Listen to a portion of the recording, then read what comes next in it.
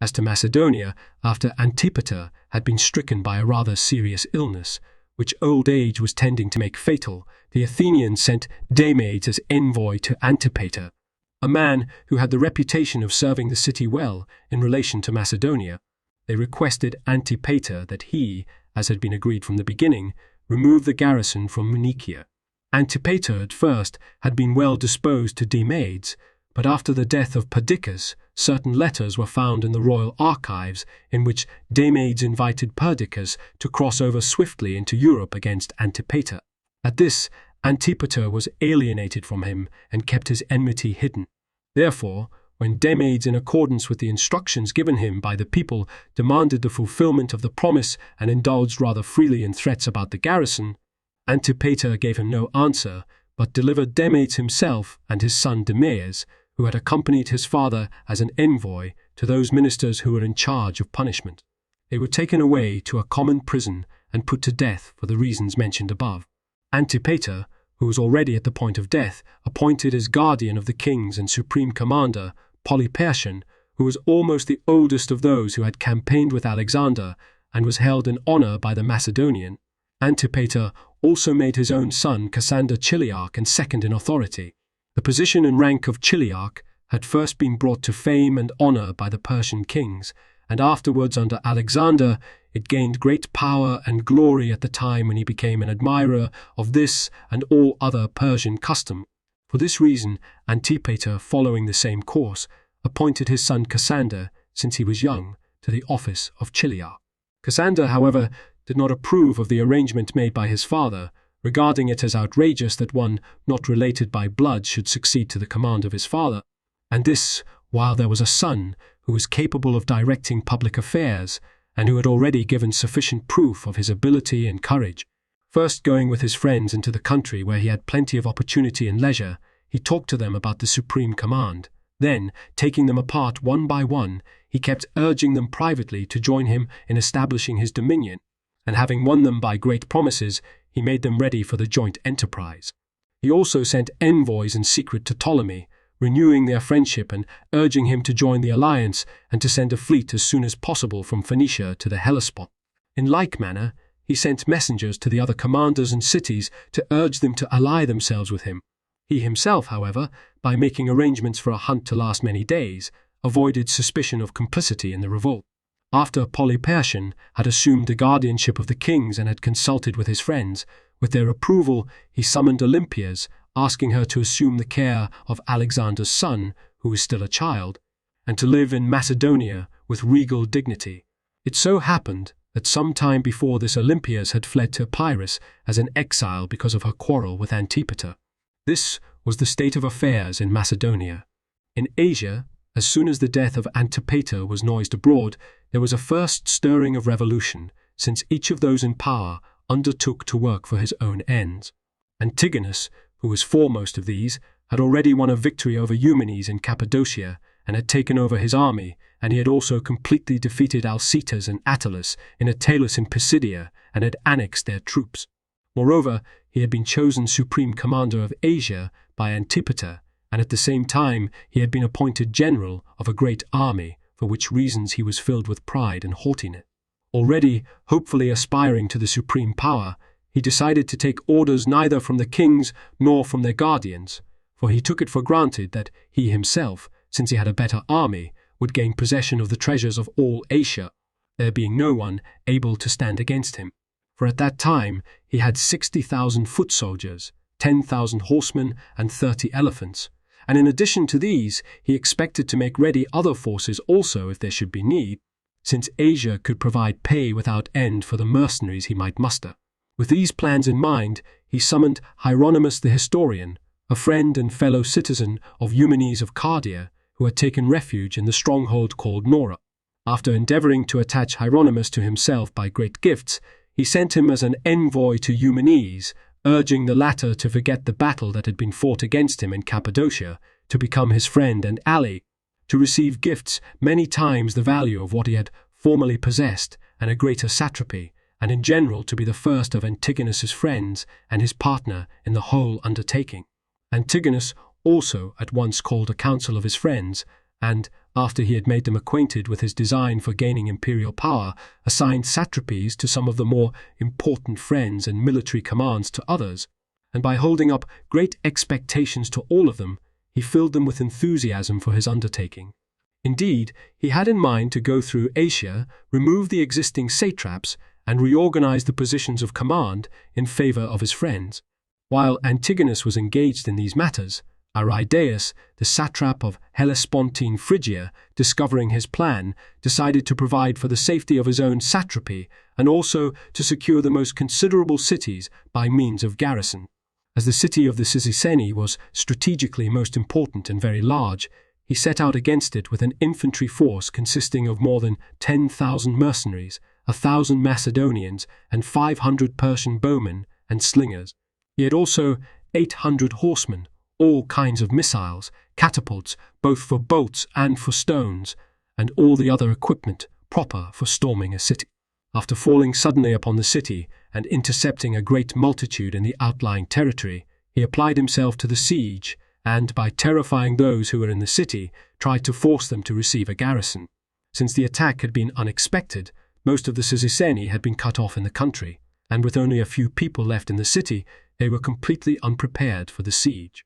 Deciding, nevertheless, to maintain their freedom, they openly sent envoys to confer with Aridaeus about raising the siege, saying that the city would do anything for him except receive a garrison, but secretly. After assembling the young men and selecting the slaves who were suitable for the purpose, they armed them and manned the wall with defenders.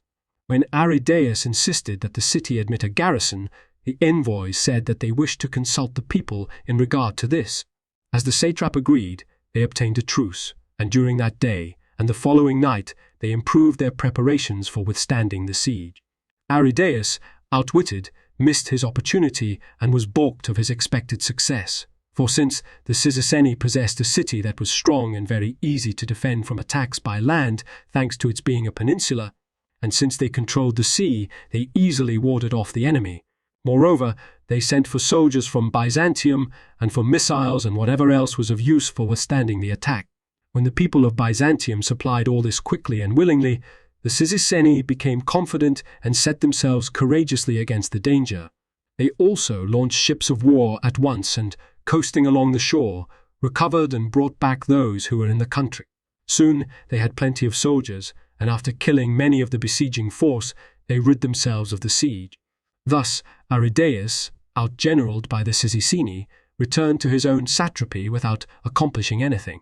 Antigonus happened to be tarrying in Selene when he learned that Cyzicus was being besieged. Deciding to get possession of the endangered city in view of his forthcoming undertakings, he selected the best from all his army, 20,000 infantry and 3,000 cavalry. Taking these, he set out in haste to aid the Cyzicenai. He was a little too late, but he made his goodwill toward the city manifest, even though failing to gain his entire object. He sent envoys to Aridaeus, bringing against him these charges. First, that he had dared to besiege a Greek city that was an ally and not guilty of any offense, and second, that he clearly intended rebellion and was converting his satrapy into a private domain. Finally, he ordered him to retire from his satrapy and, retaining a single city as a residence, to remain quiet. Aridaeus, however, after listening to the envoys and censoring the arrogance of their words, refused to retire from his satrapy, and said that in occupying the cities with garrisons, he was making the first move in his war to a finish with Antigonus. In accordance with this decision, after making the city secure, he sent away a part of his army and a general in command of it.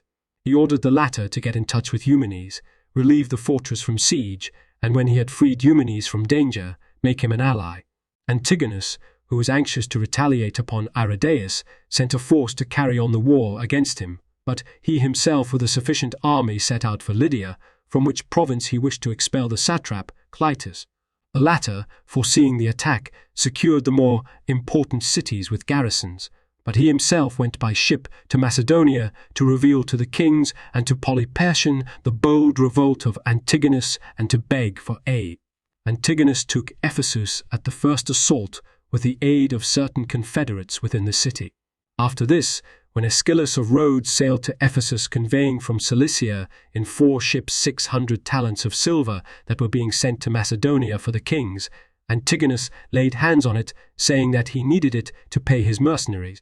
By doing this, he made it clear that he had begun to act for his own ends and was opposing the king. Then after storming Syme, he advanced against the cities in order, taking some of them by force and winning others by persuasion. Now that we have finished the activities of Antigonus, we shall turn our narrative to the fortunes of Eumenes. This man experienced great and incredible reversals of fortune, continually having a share in good and evil beyond expectation. For example, in the period preceding these events, when he was fighting for Perdiccas and the kings, he had received as his satrapy Cappadocia and the adjacent regions, in which, as master of great armies and much wealth, his good fortune became famous. For he defeated in a pitched battle Craterus and Neoptolemus, famous generals in command of the invincible forces of the Macedonian, and killed them on the field. But although he won the reputation of being irresistible, he experienced such a change of fortune that he was defeated by Antigonus in a great battle and compelled to take refuge with a few friends in a certain very small fortress. Shut up there and surrounded by the enemy with a double wall, he had no one to give him aid in his own misfortune. When the siege had lasted a year and hope of safety had been abandoned, there suddenly appeared an unexpected deliverance from his plight. For Antigonus, who was besieging him and bent on destroying him, changed his plan, invited him to share in his own undertakings, and after receiving an oath-bound pledge, freed him from the siege. Thus, unexpectedly saved after a considerable time, he stayed for the present in Cappadocia, where he gathered together his former friends and those who had once served under him and were now wandering about the country. Since he was highly esteemed, he quickly found many men to share in his expectations and to enlist for the campaign with him. In the end, within a few days, in addition to the 500 friends who had been besieged in the fortress with him, he had more than 2,000 soldiers who followed him of their own free will. With the aid of fortune, he gained so great an increase in power that he took over the royal armies and championed the kings against those who had boldly tried to end their rule. But we shall relate these events in more detail a little later in their proper place. Now that we have said enough about affairs throughout Asia, we shall turn our attention to what had taken place at the same time in Europe. Although Cassander had failed to gain the ruling position in Macedonia, he was not dismayed, but he determined to maintain his claim to it, holding it disgraceful that his father's office should be administered by others. Since he perceived that the favor of the Macedonians inclined to Polyperchon, he had further private conversations with the friends in whom he most trusted, and sent them to the Hellespont without arousing suspicion, and he himself, by spending several days at leisure in the country and organizing a hunt, created the general opinion that he would not try to gain the office. When everything necessary for his departure was ready, however, he set out from Macedonia unobserved. He came to the Chersonese and departing thence arrived at the Hellespont. Sailing across into Asia to Antigonus, he begged him to aid him, saying that Ptolemy also had promised to be an ally. Antigonus eagerly received him and promised to cooperate with him actively in every way and to give him at once a force of infantry and a fleet. In doing this, he pretended to be aiding him because of his own friendship for Antipater, but in truth it was because he wished Polyperchon to be surrounded by many great distractions, so that he himself might proceed against Asia without danger and secure the supreme power for himself. Meanwhile, in Macedonia, Polyperchon, the guardian of the kings, after Cassander had slipped away, foresaw the serious character of the war that was to be fought with him, and since he had made up his mind to do nothing without the advice of his friends, he called together all the commanders and the most important of the other Macedonians. It was clear that Cassander, reinforced by Antigonus, would hold the Greek cities against them, since some of the cities were guarded by his father's garrisons and others, dominated by Antipater's friends and mercenaries, were ruled by oligarchies, and since Cassander would also gain as allies both Ptolemy the ruler of Egypt and Antigonus, who had already openly rebelled against the kings, and each of them possessed great armies and abundant wealth, and was master of many nations and cities of consequence. After the question how to fight against these had been laid before them, and many shrewd suggestions had been made about the war, it was decided to free the cities throughout Greece and to overthrow the oligarchies established in them by Antipater, for in this way they would best decrease the influence of Cassander and also win for themselves great glory and many considerable allies. At once, therefore, they called together the envoys who were present from the cities, and after bidding them be of good cheer, they promised to re-establish democratic governments in the cities. As soon as they had drafted the decree that had been adopted, they gave it to the envoys, in order that they might quickly return to their native cities and report to their assemblies the goodwill that the kings and the generals entertained for the Greeks. The edict was in such terms as these: inasmuch as it has fallen to the lot of our ancestors to perform many acts of kindness to the Greeks, we wish to maintain their policy and to make evident to all the goodwill which we continue to have for that people. Formerly, indeed, when Alexander departed from among men and the kingship descended upon us, since we believed it necessary to restore all to peace and to the forms of government that Philip our sire established, we sent letters to all the cities in regard to these matters. But whereas it happened that, while we were far away, certain of the Greeks, being ill-advised, waged war against the Macedonians and were defeated by our generals, and many bitter things befell the cities, know ye that the generals have been responsible for these hardships, but that we, holding fast to the original policy, are preparing peace for you and such governments as you enjoyed under Philip and Alexander, and that we permit you to act in all other matters according to the decrees formerly issued by them. Moreover, we restore those who have been driven out or exiled from the cities by our generals from the time when Alexander crossed into Asia, and we decree that those who are restored by us in full possession of their property, undisturbed by faction and enjoying a complete amnesty, shall exercise their rights as citizens in their native states, and if any measures have been passed to their disadvantage, let such measures be void, except as concerning those who had been exiled for blood guilt or impiety in accordance with the law. Not to be restored are the men of Megalopolis who were exiled for treason, along with Polyaenetus, nor those of Amphissa, Tricca, Pharcadon, or Heraclea, but let the cities receive back the others before the 30th day of Xanthicus. If in any case Philip or Alexander published regulations that are inconsistent with each other, let the cities concerned present themselves before us so that, after bringing the provisions into harmony, they may follow a course of action advantageous both to us and to themselves. The Athenians shall possess everything as at the time of Philip and Alexander, save that Oropus shall belong to its own people as at present. Samos we grant to Athens, since Philip our sire also gave it to them. Let all the Greeks pass a decree that no one shall engage either in war or in public opposition to us, and that if anyone disobeys, he and his family shall be exiled and his goods shall be confiscated. We have commanded Polyperchon to take in hand these and other matters. Do you obey him, as we also have written to you formerly? For if anyone fails to carry out any of these injunctions, we shall not overlook him.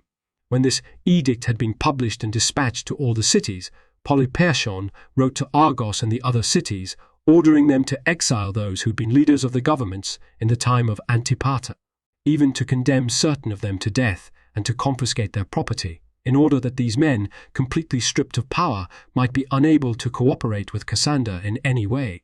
He also wrote to Olympias, the mother of Alexander, who was staying in Epirus because of her quarrel with Cassander, asking her to return to Macedonia as soon as possible to take charge of the son of Alexander, and to assume responsibility for him until he should become of age and receive his father's kingdom. He also sent to Eumenes, writing a letter in the name of the kings, urging him not to put an end to his enmity toward Antigonus, but turning from him to the kings, either to cross over to Macedonia, if he wished, and become a guardian of the kings in cooperation with himself, or, if he preferred, to remain in Asia and after receiving an army and money fight it out with Antigonus, who had already clearly shown that he was a rebel against the kings. He said that the kings were restoring to him the satrapy that Antigonus had taken away and all the prerogatives that he had ever possessed in Asia. Finally, he set forth that it was especially fitting for Eumenes to be careful and solicitous for the royal house in conformity with his former public services in its interest. If he needed greater military power, Polyperchon promised that he himself and the kings would come from Macedonia with the entire royal army. This is what happened in that year. When Archippus was Archon of Athens, the Romans elected Quintus Aelius and Lucius Papirius consuls, while these held office Eumenes, just after he had made good his retreat from the fortress, received the letters that had been dispatched by Polyperchon. They contained, apart from what has been told above, the statement that the kings were giving him a gift of 500 talents as recompense for the losses that he had experienced, and that, to effect this, they had written to the generals and treasurers in Cilicia, directing them to give him the 500 talents and whatever additional money he requested for raising mercenaries and for other pressing needs. The letter also added that they were writing to the commanders of the 3,000 Macedonian silver shields, ordering them to place themselves at the disposal of Eumenes and in general to cooperate wholeheartedly with him, since he had been appointed supreme commander of all Asia. There also came to him a letter from Olympias, in which she begged and besought him to aid the kings and herself, saying that he alone was left, the most faithful of her friends and the one able to remedy the isolation of the royal house. Olympias asked him to advise her whether he thought it better for her to remain in Epirus and place no trust in those who were from time to time supposed to be guardians of the kings, but were in truth trying to transfer the kingdom to themselves, or to return to Macedonia. Eumenes at once replied to Olympias, advising her to remain in Epirus for the present until the war should come to some decision.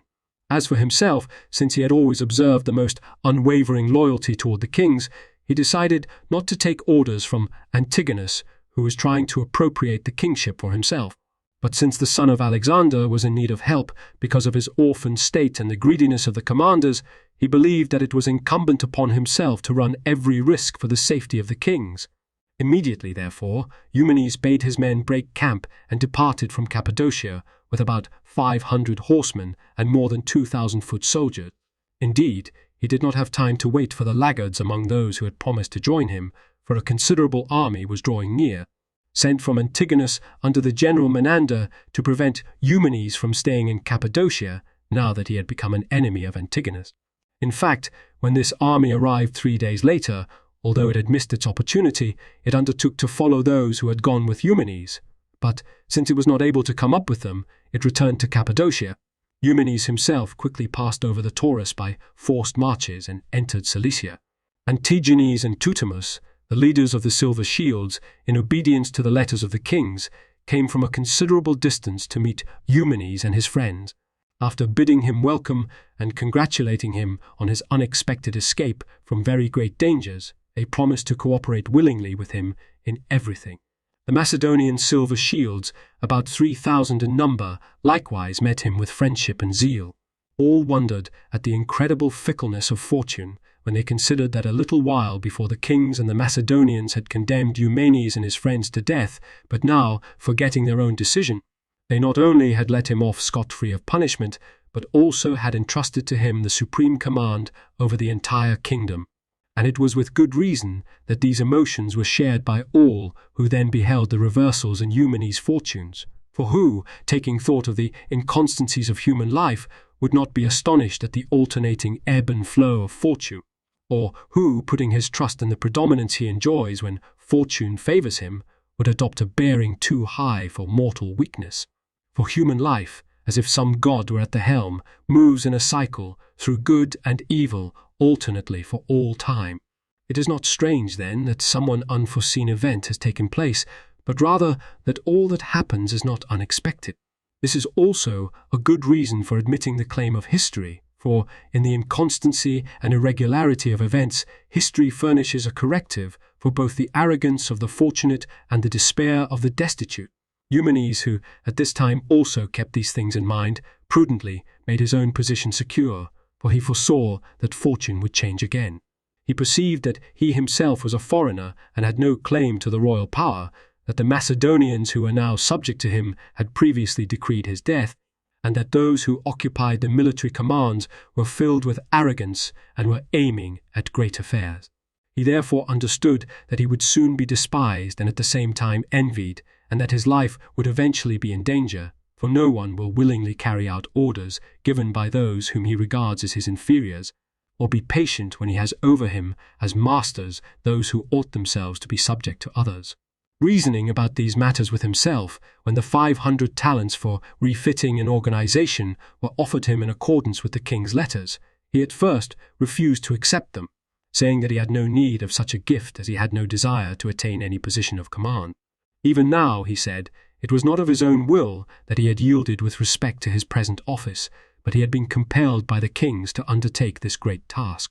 In any case, owing to his continuous military service, he was no longer able to endure the skirmishes and journeyings, especially since no magistracy was in prospect for one who was an alien and hence was excluded from the power that belonged of right to the Macedonians.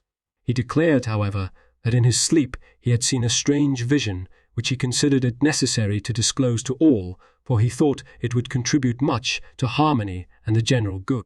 He said that in his sleep he had seemed to see Alexander the king, alive and clad in his kingly garb, presiding over a council, giving orders to the commanders, and actively administering all the affairs of the monarchy.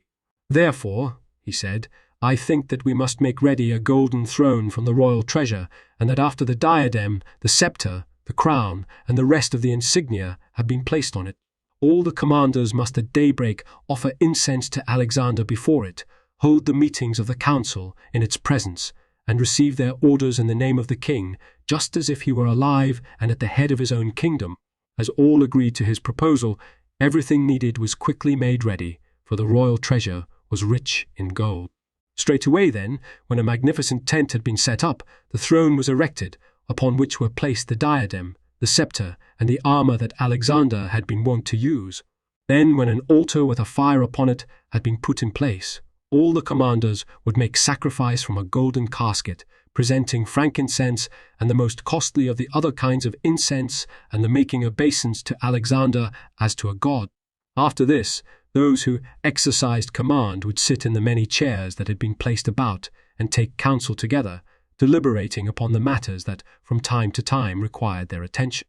Eumenes, by placing himself on an equality with the other commanders in all the matters that were discussed, and by seeking their favor through the most friendly intercourse, wore down the envy with which he had been regarded, and secured for himself a great deal of goodwill among the commanders.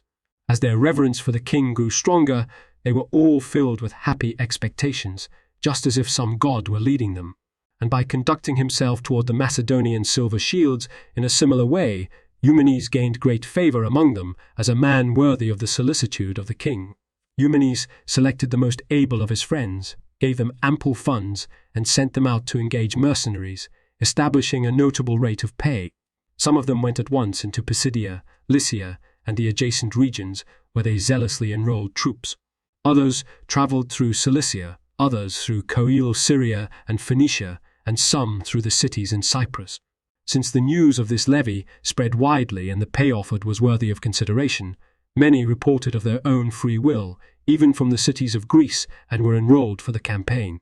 In a short time, more than 10,000 foot soldiers and 2,000 horsemen were gathered together, not including the silver shields and those who had accompanied Eumenes. At Eumenes' unexpected and sudden rise to power, Ptolemy, who had sailed to Zephyrium in Cilicia with a fleet, kept sending to the commanders of the silver shields, exhorting them not to pay any attention to Eumenes, whom all the Macedonians had condemned to death. Likewise, he sent to those who had been placed in command of the garrisons in Sintinda, protesting solemnly against their giving any of the money to Eumenes, and promised to guarantee their safety. But no one paid any attention to him because the kings and Polyperchon, their guardian, and also Olympias, the mother of Alexander, had written to them that they should serve Eumenes in every way, since he was the commander-in-chief of the kingdom.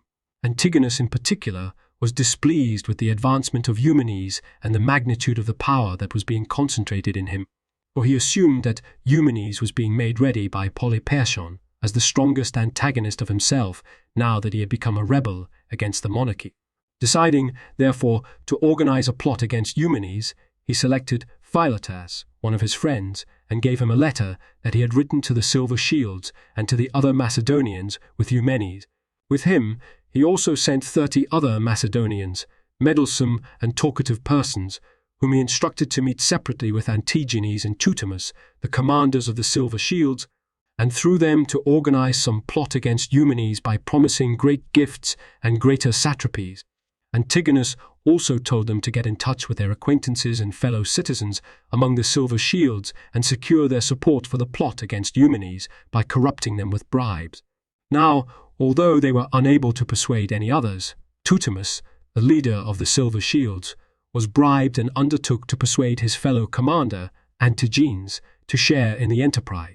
Antigenes, however, who was a man of great shrewdness and trustworthiness, not only argued against this, but he even won back the man who had been bribed, for he showed him that it was to his advantage that Eumenes rather than Antigonus should remain alive. The latter, indeed, if he became more powerful, would take away their satrapies and set up some of his friends in their places. Eumenes, however, since he was a foreigner, would never dare to advance his own interests, but, remaining a general, would treat them as friends, and, if they cooperated with him, would protect their satrapies for them, and perhaps give them others also. So those who were contriving plots against Eumenes met with failure in the way described. When, however, Philotas gave the commanders the letter that had been addressed to all in common, the Silver Shields and the other Macedonians came together privately without Eumenes and ordered the letter to be read. In it, Antigonus had written an accusation against Eumenes and had exhorted the Macedonians to seize Eumenes quickly and put him to death. If they should not do this, he said that he would come with his whole army to wage war against them, and that upon those who refused to obey, he would inflict suitable punishment. At the reading of this letter, the commanders and all the Macedonians found themselves in great perplexity, for it was necessary for them either to side with the kings and receive punishment from Antigonus, or to obey Antigonus and be chastised by Polyperchon and the kings. While the troops were in this confused state, Eumenes entered and, after reading the letter, urged the Macedonians to follow the decrees of the kings and not listen to one who had become a rebel. He discussed many matters pertinent to the subject, and not only freed himself from the imminent danger, but also gained greater favor with the crowd than before. Thus, once more, Eumenes, after falling into unforeseen danger, unexpectedly made his own power greater. Therefore, he ordered the soldiers to break camp and led them to Phoenicia, desiring to gather ships from all the cities and assemble a considerable fleet, so that Polyperchon, by the addition of the Phoenician ships, might have control of the sea and be able to transport the Macedonian armies safely to Asia against Antigonus whenever he wished. Accordingly, he remained in Phoenicia, preparing the naval force. Meanwhile, Nicanor, the commander of Munichia, on hearing that Cassander had gone from Macedonia to Antigonus and that Polyperchon was expected to come shortly into Attica with his army, asked the Athenians to continue to favor Cassander. No one approved, but all thought that it was necessary to get rid even of the garrison as soon as possible. Nicanor, therefore, at first deceived the assembly and persuaded them to wait for a few days, saying that Cassander would do what was for the advantage of the city. But then, while the Athenians remained inactive for a short time, he secretly introduced soldiers into Munichia by night, a few at a time, so that there was a force there strong enough to maintain the guard and fight against any who undertook to besiege the garrison. The Athenians, when they found out that Nicanor was not acting honorably with them, sent an embassy to the kings and to Polyperchon, asking them to send aid in accordance with the edict that had been issued concerning the autonomy of the Greeks, and they themselves, holding frequent meetings of the assembly, considered what ought to be done about the war with Nicanor. While they were still engaged in this discussion, Nicanor, who had hired many mercenaries, made a secret sally by night and took the walls of the Piraeus and the harbour boom. The Athenians, who not only had failed to recapture Munichia, but also had lost the Piraeus, were angry. They therefore selected as envoys some of the prominent citizens who were friends of Nicanor, Phocion the son of Phocus, Conon the son of Timotheus, and Clearchus the son of Nausicles, Clearchus the son of Nausicles, and sent them to Nicanor to complain about what he had done, and also to request him to restore their autonomy according to the edict that had been issued. Nicanor, however, answered that they should direct their mission to Cassander, since, as a garrison commander appointed by Cassander, he himself had no power of independent action. At this time, a letter came at once Nicanor from Olympias, in which he ordered him to restore Munichia and the Piraeus to the Athenians. Since Nicanor had heard that the kings and Polyperchon were going to bring Olympias back to Macedonia, entrust to her the upbringing of the boy, and re-establish her in the state and honor that she had enjoyed during the lifetime of Alexander, he was frightened and promised to make the restoration, but he avoided the fulfillment of the promise by constantly making excuses. The Athenians, who had had great respect for Olympias in former times and now regarded the honors that had been decreed for her as actually in effect, were filled with joy, hoping that through her favor the recovery of their autonomy might be accomplished without risk. While the promise was still unfulfilled, however, Alexander the son of Polyperchon arrived in Attica with an army. The Athenians, indeed, believed that he had come to give back Munichia and the Piraeus to the people. This, however, was not the truth, but on the contrary, he had come from interested motives to take both of them himself for use in the war. Now certain Athenians who had been friends of Antipater, of whom Phocion was one, fearing the punishment due them in accordance with the laws, went to Alexander and, by showing him what was to his own advantage, persuaded him to hold the forts for himself and not deliver them to the Athenians until after the defeat of Cassander. Alexander, who had pitched his camp near the Piraeus, did not admit the Athenians to his parley with Nicanor, but by conferring with him in private and negotiating secretly, he made it evident that he did not intend to deal fairly with the Athenians. The people, coming together in an assembly, removed from office the existing magistrates, filling the offices with men from the extreme Democrats, and they condemned those who had held office under the oligarchy, decreeing the death penalty for some of them, exile and confiscation of property for others, among whom was Phocion, who had held supreme authority under Antipater. These men, on being driven from the city, fled to Alexander the son of Polyperchon and strove to secure safety for themselves through his good offices. They were well received by him and given letters to his father, Polyperchon, urging that Phocion and his friends should suffer no ill, since they had favored his interests and now promised to cooperate with him in every way. The Athenian people also sent an embassy to Polyperchon, laying charges against Phocion and praying Polyperchon to restore to them Munichia and their autonomy. Now Polyperchon was eager to occupy the Piraeus with a garrison, because the port could be of great service to him in meeting the needs of the wars. But since he was ashamed of acting contrary to the edict that he himself had issued, believing that he would be held faithless among the Greeks if he broke his word to the most famous city, he changed his purpose. When he had heard the embassies, he gave a favorable answer in friendly terms to the one sent by the people, but he arrested Phocion and his companions and sent them bound to Athens, granting the people the authority either to put them to death or to dismiss the charges as they pleased. When an assembly was called together in Athens and the case of Phocion and his fellows was brought forward, many of those who had been exiles in the days of Antipater and many of those who had been political opponents of the prisoners demanded the death penalty. The whole basis the accusation was that after the Lamian War, these men had been responsible for the enslavement of the fatherland and the overthrow of the democratic constitution and laws. When opportunity was given the defendants for their defense, Phocion began to deliver a plea in his own behalf, but the mob by its tumult rejected his defense, so that the defendants were left in utter helplessness. When the tumult subsided, Phocion tried again to defend himself, but the crowd shouted him down and prevented the voice of the accused from being fully heard. For the many supporters of democracy, who had been expelled from citizenship and then, beyond their hopes, had been restored, were bitter against those who had deprived Athens of its independence.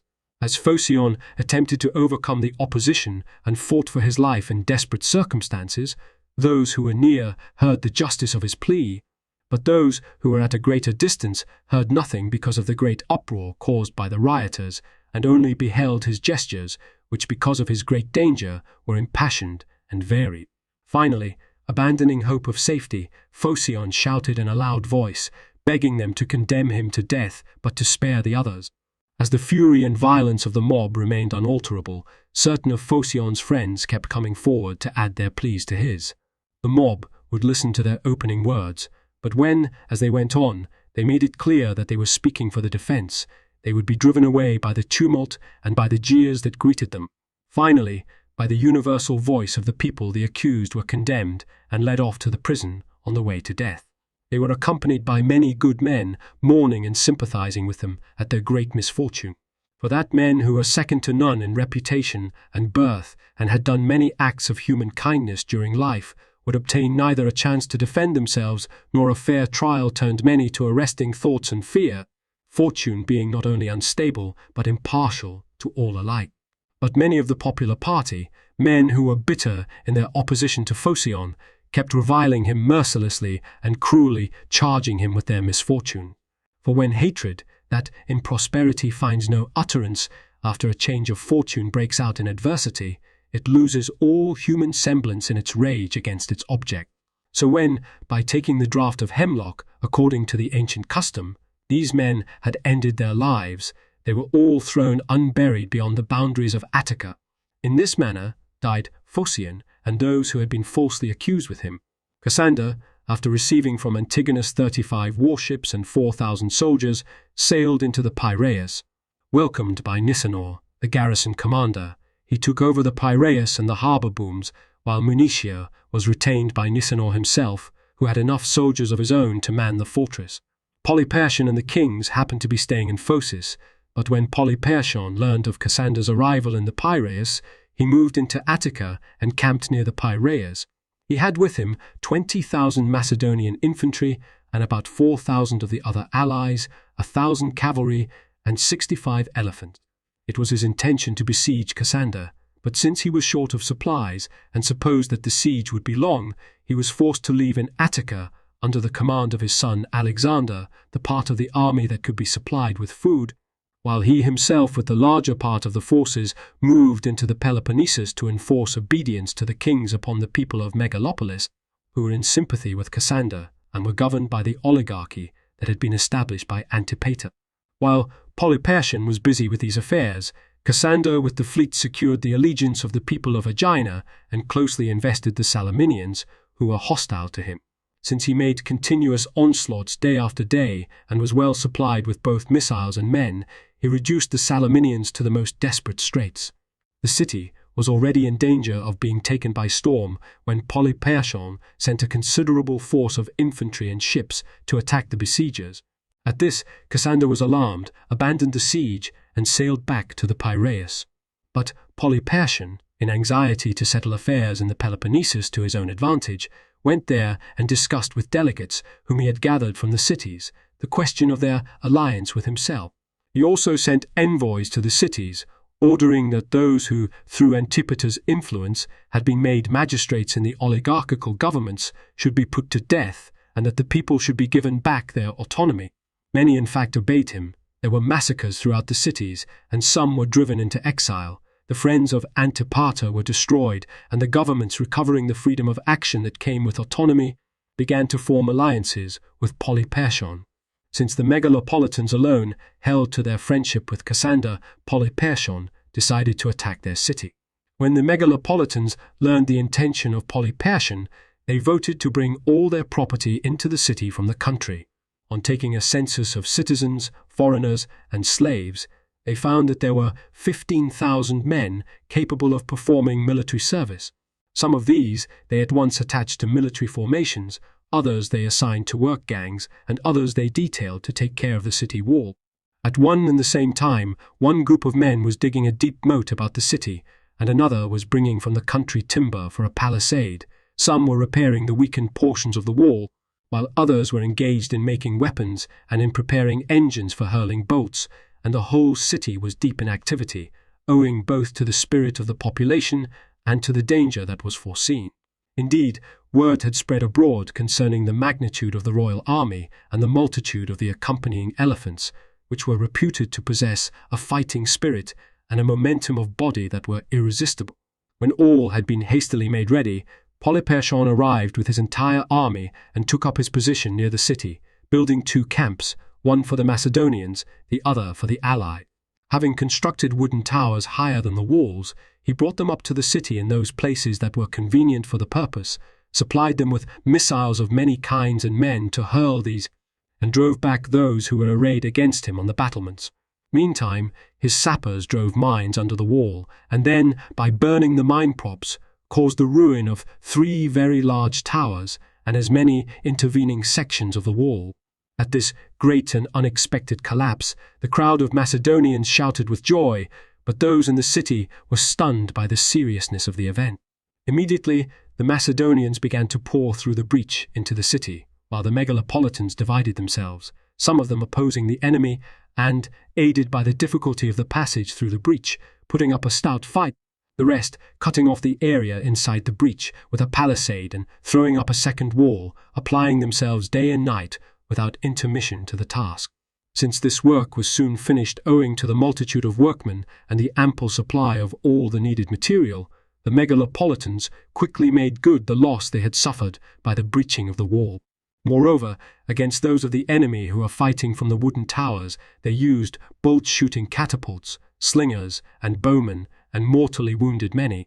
When many were falling or being disabled on each side, and night had closed in about them, Polyperchon recalled his troops by a trumpet signal and returned to his own camp.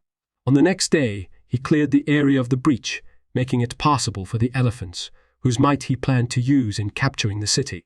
The megalopolitans, however, under the leadership of Damis, who had been in Asia with Alexander, and knew by experience the nature and the use of these animals, got the better of him completely.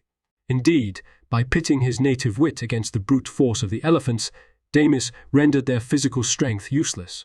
He studded many great frames with sharp nails and buried them in shallow trenches, concealing the projecting points. Over them he left a way into the city, placing none of the troops directly in the face of it, but posting on the flanks a great many javelin throwers, bowmen, and catapults. As Polyperchon was clearing the debris from the whole extent of the breach, and making an attack through it with all the elephants in a body, a most unexpected thing befell them. There being no resistance in front, the Indian mayhouts did their part in urging them to rush into the city altogether, but the animals, as they charged violently, encountered the spike-studded frame.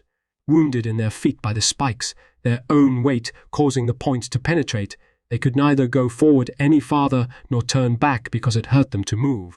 At the same time, some of the mayhouts were killed by the missiles of all kinds that poured upon them from the flanks, and others were disabled by wounds, and so lost such use of the elephants as the situation permitted.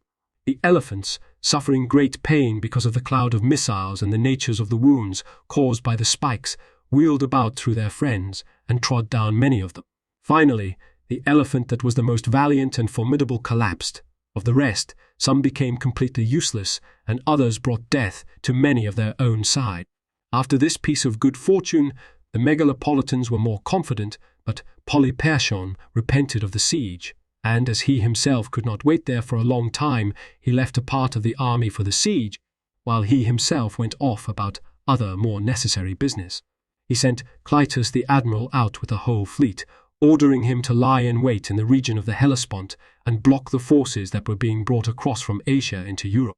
Clytus was also to pick up Aridaeus, who had fled with all his soldiers to the city of the Cytienoi, since he was an enemy of Antigonus.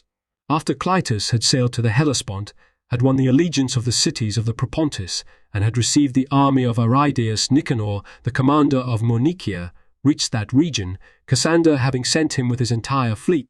Nicanor had also taken over the ships of Antigonus, so that he had in all more than 100. A naval battle took place not far from Byzantium, in which Clytus was victorious, sinking 17 ships of the enemy and capturing not less than 40 together with their crews, but the rest escaped to the harbour of Chalcedon. After such a victory, Clytus believed that the enemy would no longer dare fight at sea, owing to the severity of their defeat, but Antigonus, after learning of the losses that the fleet had suffered, unexpectedly made good by his own keen wit and generalship the setback that he had encountered. Gathering auxiliary vessels from Byzantium by night, he employed them in transporting bowmen, slingers, and a sufficient number of other light-armed troops to the other shore. Before dawn, they fell upon those who had disembarked from the ships of the enemy and were encamped on the land, spreading panic in the forces of Clytus. At once, these were all thrown into a tumult of fear, and when they leaped into the ships, there was great confusion because of the baggage and the large number of prisoners.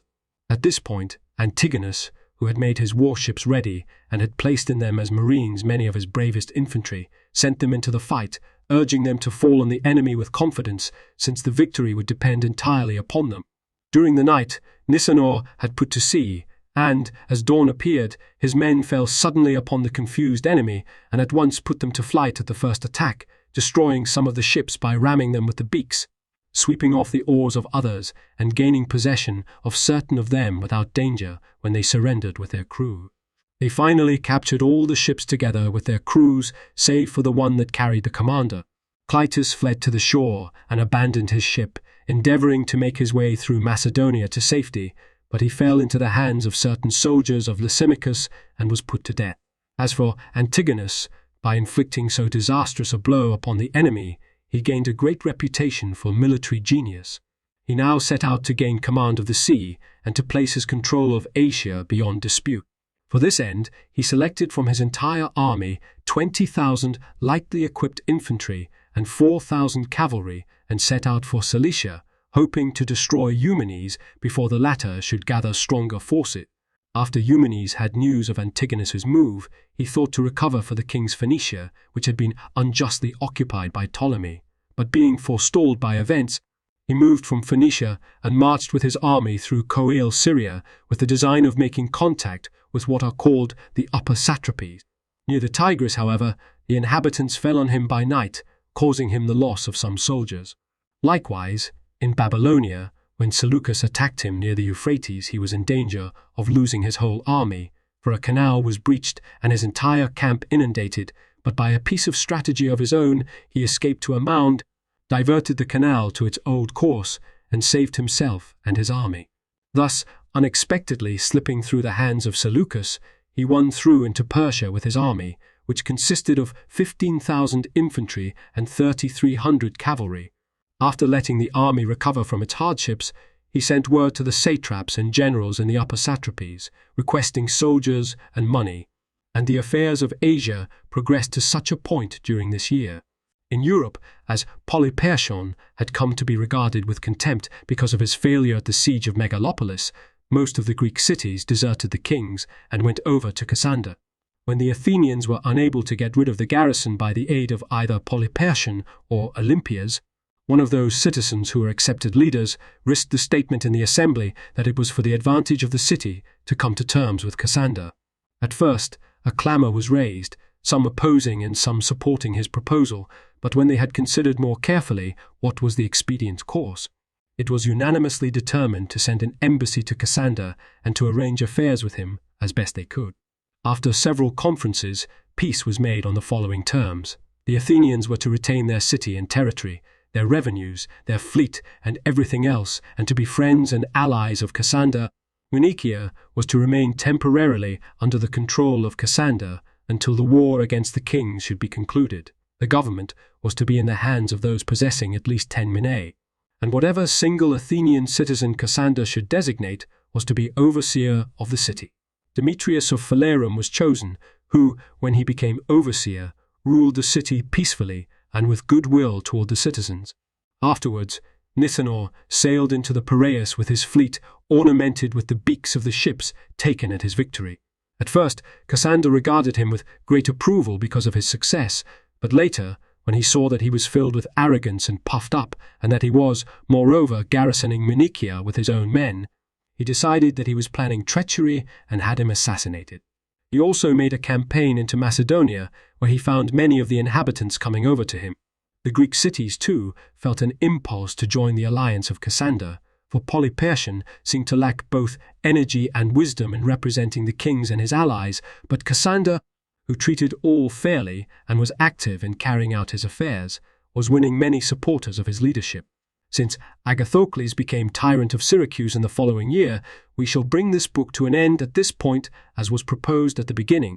We shall begin the next book with the tyranny of Agathocles and include in it the events that deserve commemoration in our account. The Lord Editor's Notes. 1 continued from chap. 39.7. 2 for this mission of Demades keep. Arrian, H. 156.914. Plutarch, Phocion, 30.46, Demosthenes 31.34. He did not leave Athens before the end of June 319, Ig 22.1, 383. Antipater's death, accordingly, may be placed late in that summer. 3. Polyperchon, one of the original bodyguard, became a commander of one battalion of the phalanx after Issus, Arrian, and Abbasis 2.12.2, but did not rise above this rank during Alexander's life. Just before Alexander's death, when 10,000 veterans were sent back to Macedonia, Polyperchon accompanied them as lieutenant to Craterus, Arrian, Anabasis 7.12.4. When Antipater went to Asia against Perdiccas, he left Polyperchon in Macedonia as his representative, chap. 38.6, 4 for the office of Chiliarch keep. Note on chap. 39.7 for the appointment of Polyperchon and Cassander keep. Plutarch, Phocion, 31.1, 5 continued and in part repeated in chap. 54, 6 continued from chap. 47.5, 7 CP, chaps, 40, 44, 45. 8 CP, chap, 39.7. 9 Hieronymus had been sent by Eumenes to Antipater to discuss terms of surrender, chap, 42.1. 10 CP, chap, 53.5. 11 The Greek cities of Asia Minor, like those of Greece, were, at least in theory, autonomous allies of Macedon and were not subject to the satraps. For the siege of Cyzicus Key, Marmor Parium, for 319-18, 12 Key, chap, 41, 13 CP, chaps, 30, 41, 14 that is, Nora, keep, chaps, 40, 42.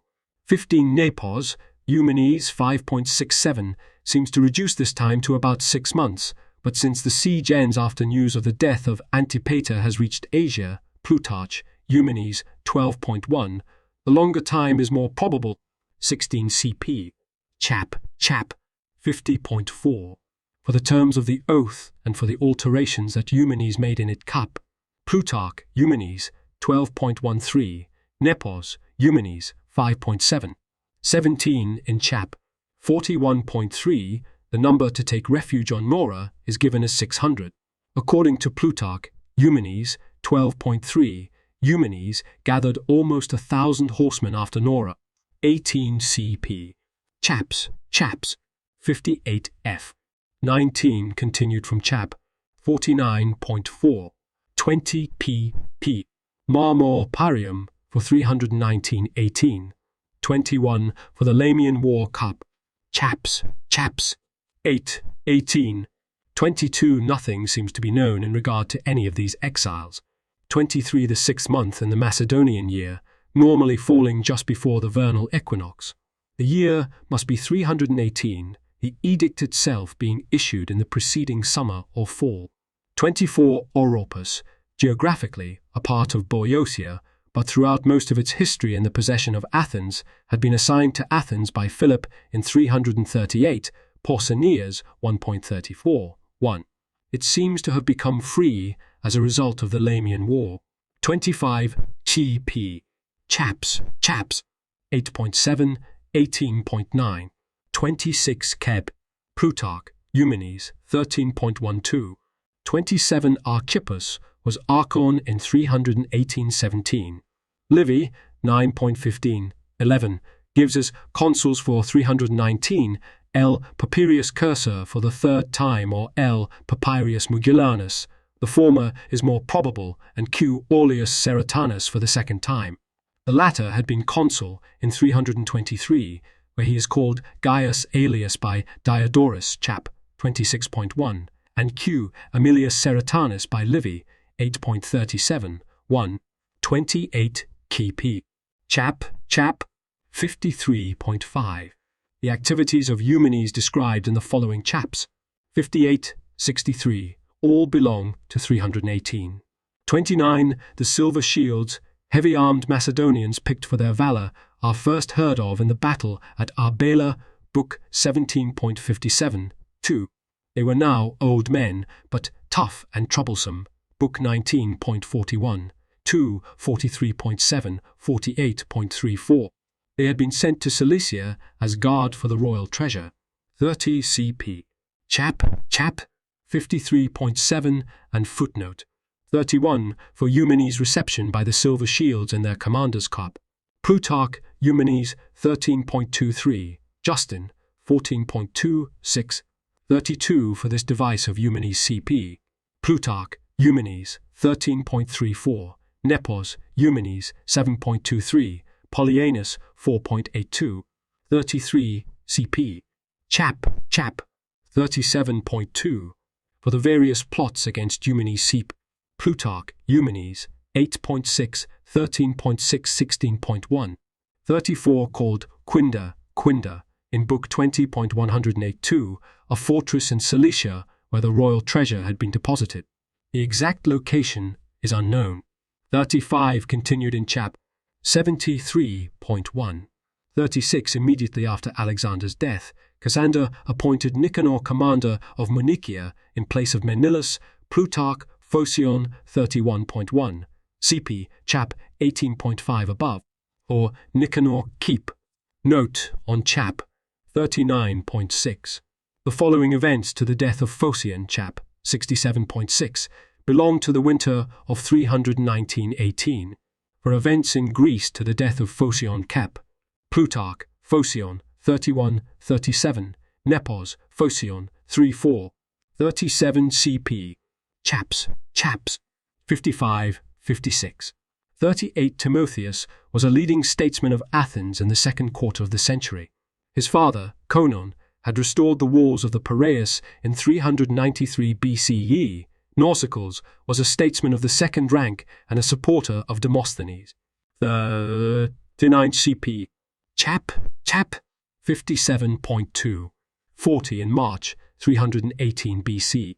41. This audience is described in some detail by Plutarch, Phocion 33.57.